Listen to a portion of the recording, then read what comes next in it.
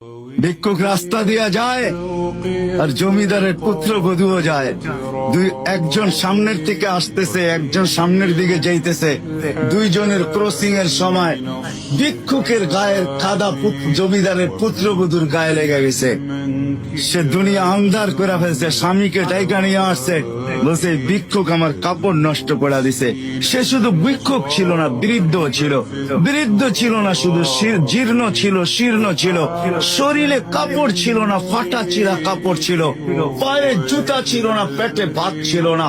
জমিদারের পুত্র সইতে পারে নাই, যৌবনী শক্তি সয়তো সয় কি করা। তার স্ত্রীর গায়ে ভিক্ষুকের কাদা, বস সমগ্র শক্তিকে হাতে জমা করা, একত্র করা বৃদ্ধের গালে বসায়।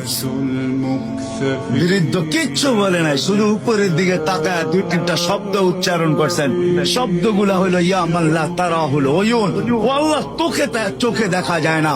ও তারা কুল্লা শাই, তুই সব দেখিস।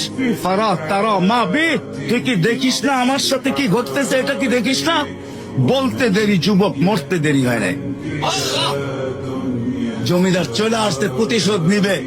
বৃদ্ধের একদিকে মুস্কি হাসি, একদিকে বলতেছে প্রেমের খেলা এমনই হয়।